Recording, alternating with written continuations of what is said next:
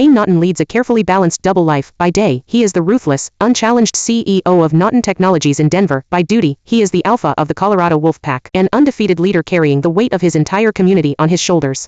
At 35, he remains unmated and heirless, and restless whispers have spread through the pack for months.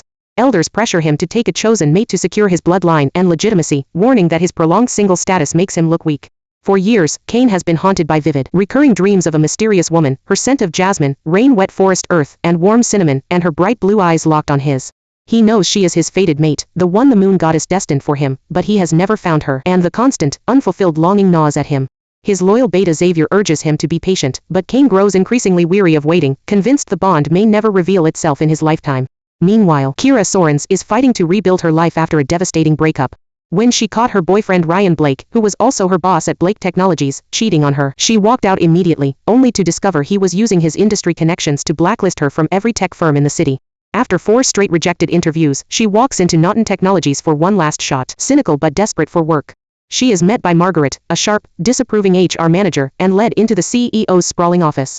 The second Kira steps through the doors, Kane goes completely still.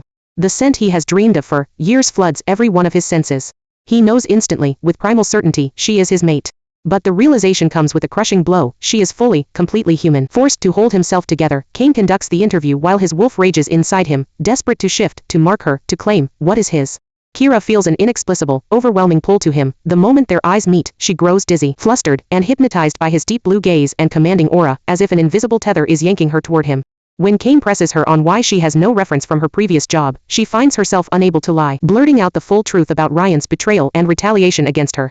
A surge of protective fury rips through Kane. He slams his fist hard on the desk, startling her badly, then dismisses her abruptly, fighting every instinct to lock the door and keep her by his side forever. Kira leaves the building convinced she has blown her last chance, reeling from the electric, almost supernatural connection she felt and shaken by his raw, unreadable intensity.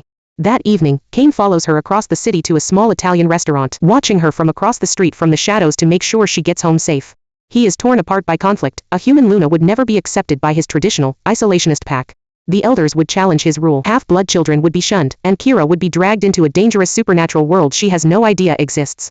Rejecting the bond would be the responsible choice, for both her safety and pack stability. Yet he cannot bring himself to do it. The next morning, he overrules Margaret's objections and orders her to hire Kira immediately. He tells himself he is doing it to keep her close, to monitor the bond and protect her from Ryan's retaliation, but deep down, he knows he is already too far gone to let her go. Kira is shocked but relieved to get the job, and throws herself into her work as Kane's personal assistant. The office hums with thick, unspoken tension. Every glance across the room, every accidental brush of their hands sends jolts of electricity through both of them. Kane finds himself endlessly distracted by her, consumed by jealousy when she laughs with male co-workers, and tormented by vivid, intimate dreams of her every night. He arranges for her to accompany him to a high-stakes investor gala, sending a custom green satin dress to her apartment ahead of time. At the event, his control snaps when a flirtatious investor corners Kira and makes advances. Kane steps in with a low, menacing growl, wraps a possessive hand around her arm, and claims her space in front of the entire room. He drives her home afterward, walking her to her door, and nearly kisses her in the dark before yanking himself away at the last second, terrified of what he will do if he loses control. The tension boils over the following afternoon. When Kira brings him his morning coffee, Kane can no longer hold back. He yanks her against the back of his office door, and kisses her fiercely, hungry and desperate. The kiss is explosive, charged with months of suppressed longing, and Kira melts into it, against all her better judgment. But when she pulls back for air, she swears his deep blue irises have flashed into glowing, molten gold. Before she can process what she saw, Kane snaps out of his haze, horrified by his loss of control, and shouts at her to get out. Kira flees the office, humiliated and disoriented, replaying the kiss and his strange golden eyes on a loop in her head. The next day, Kane locks himself in his office, avoiding her at all costs, wrestling with guilt and desire. When Kira gets a dinner date invite from Jason, a nice rebound from her breakup, she agrees, hoping to distract herself from her messy, complicated feelings for her boss. But Kane, listening with his enhanced wolf hearing through the office door, hears every word. Consumed by feral jealousy, he storms out and forces Kira to cancel the date, scheduling a mandatory work dinner in its place. That night at an upscale steakhouse, Kane drops all pretense of business. He asks her intimate questions about her childhood in Boulder, her love of quiet parks and nature, and her hopes for the future. When Kira finally works up the courage to bring up the kiss, he admits he has thought about it every single minute since it happened.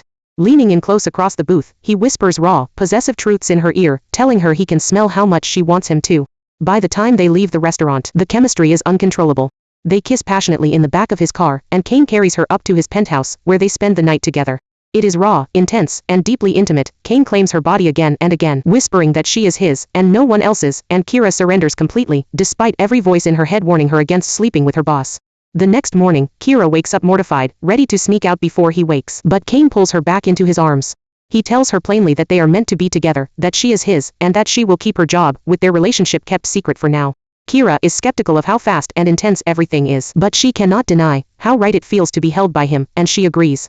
Soon after, Kane returns to the packhouse in Estes Park with Xavier.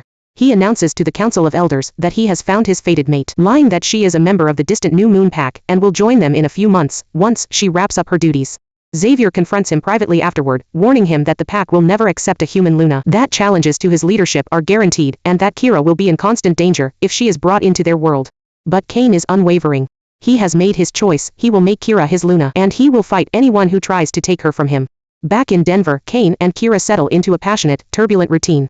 Kane's possessive, protective behavior grows more intense by the day. He tracks her phone location, demands she answer his texts right away, and flies into cold rages when other men so much as speak to her at work. Kira notices more and more strange, unexplainable quirks, his inhumanly sharp hearing, the way his eyes flash gold when he is angry, the low animal growls he makes when frustrated, the way he always seems to know where she is. She tries to chalk it up to his controlling billionaire personality, but a lingering sense of unease builds in her chest. When she overhears a phone call where a man addresses Kane as Alpha, she is baffled, unable to figure out what the title could possibly mean in a corporate setting. One evening at a private dinner, Kane slides a small velvet pouch across the table to her. Inside is a key to his penthouse. He asks her to move in with him, telling her she belongs with him, that he can keep her safe and give her everything she ever wanted. Kira hesitates, still unsettled by his intensity, and the secrets she can sense he is hiding, but the pull between them is too strong to fight.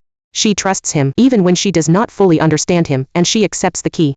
What she does not know is that the hidden world of werewolves, ancient pack laws, and brutal power struggles is waiting just over the horizon, and that loving Kane, and being his fated mate, will put her life and her heart on the line like she never could have imagined.